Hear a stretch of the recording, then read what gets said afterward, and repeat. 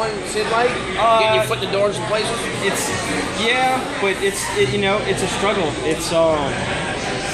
There are a lot of breweries in the market. There are a lot of breweries coming in the market. There are a lot of breweries that are going to open in the market. Yeah. So, and we're not the new brewery anymore.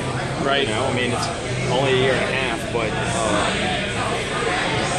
that's all it takes. Right. Because, already, there's another brewery that is going to open up in basically, I would say, next 2 weeks. I know they brewed their first batch of beer. In Arabi?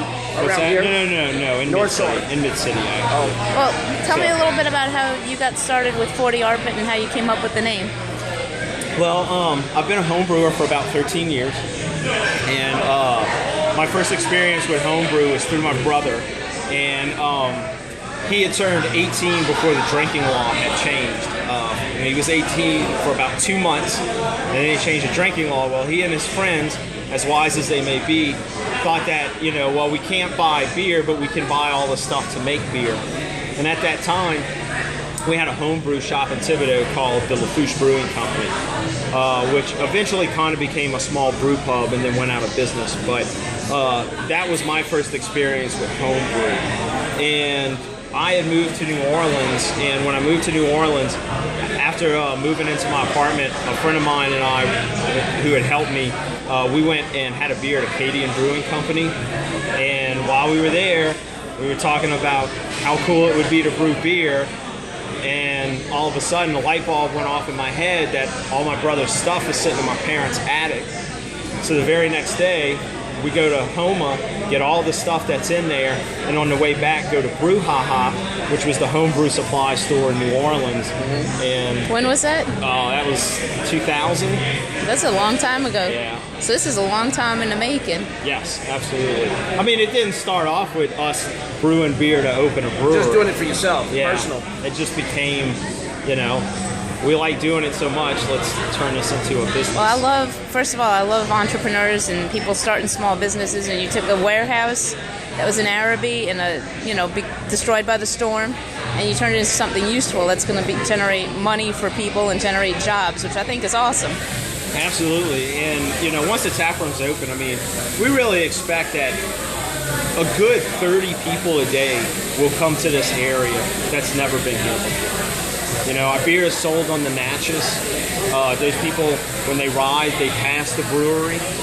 We totally expect once the tap room is open to start getting a number of those people coming off the boat that'll, take a taxi or an Uber and head on out here, maybe even the bus. But, Are you in any of the local bars around here? Yes. I'm all over the Bywater and in the Marigny. And we have a couple locations in St. Bernard. Okay. 2 locations in St. Bernard, here and next door? Pretty much, yeah. Well, here in the old Arabi bar, right. Bless their hearts, because they do an awesome job over there. It's a cool little venue, and live music 4 nights a week. So, Cool. I absolutely love. I don't know which one I just had. The lighter colored one. There was duckweed. I like duckweed is an awesome name. Yeah. Tell me a little bit about how you came up with 40 Arpent as your name. So I grew up on a 40 Arpent canal. There are multiple 40 Arpent canals in Louisiana, and the inhabitable area of St. Bernard is bound by the Mississippi River and what most people call the Florida Avenue Canal, which I can assure you most St. Bernard people do not call it that. It is definitely the 40 Arpent Canal. And I had brewed a beer that I was calling the 40 Arpent Pale Ale. And then moving out here, it just kind of progressed to becoming the name of the brewery. Kind of fit it, And then the same thing, even, So 40 Arpent's kind of naturally St. Bernard. Yeah, and when you look at the names of our beers, they definitely reflect a lot of what you would see in this just local area. Duckweed floats in every bayou and canal around here. Delacroix Island. Everyone knows that place for fishing. The New Basin. You're talking about one of the largest man-dug canals in history. So it's all kind of just a nod to, I guess just the local life here. And I appreciate it. I don't live here. I lived here before Hurricane Katrina. My house was in Arabi on Esteban Street, and of course it drowned. My daughter lives out here, so I have my heart is still in St. Bernard, and I love it. And I love the fact that you're helping to bring it back, and even stronger than it was before.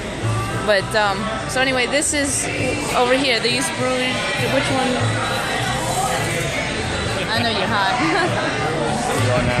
Tell me a little bit about these this what does this cooks the beer? Or?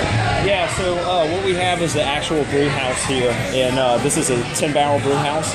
So one barrel is 31 U.S. gallons to the British measurement. So what we're going to do is we basically do about 300 gallons of beer at one time. I would say that's our average per batch. And what we have is we have a 15-barrel fermenter, and we also have a 30-barrel fermenter. So if we're going to fill a 30-barrel fermenter, generally what we'll do is we'll brew 3 batches of beer to actually fill it. So we'll make 3 300-gallon batches, and we'll fill that. And our 15-barrel, usually we actually cut it down. We'll try to do 2 batches, but of a lesser amount to try to hit our 500 mark. Right. So basically what we'll do is go in there and brew about 8.5 barrels 2 times. And generally with the loss and whatnot that we have, we hit right at our market at about having 15 barrels inside the tank. And how long does it take to ferment the beer from start to finish? What's going to happen on brew day, it's going to take us about 4.5 hours to actually make the wort that will then become the beer. Okay, so that process, once that's done, and we actually put it in the fermenter, so it's, like I said, 4 to 6 hours depending on the beer. What's going to happen is once we add the yeast, that yeast is going to take anywhere from 7 to 45 days even to generate the beer that it's going to make. If it's a lager, it's going to take much longer. If it's an ale, it's going to take way less time. So basically, that's, it really depends on the beer stock, but you could figure from brew to package anywhere from, let's say, 10 days to 45 days. Okay.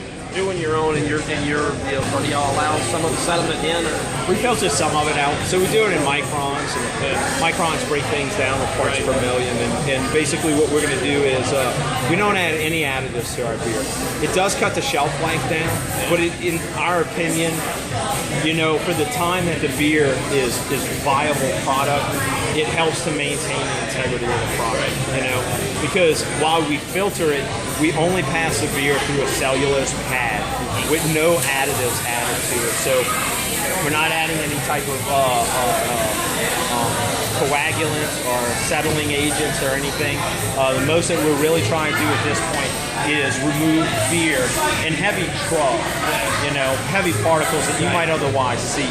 But for the most part, we really don't go to too much of a low micron that there's still a decent amount of beer, for instance, yeast in the beer. So if you were to buy one of our beers in the bottle, the stout, for instance, it probably still has about 7%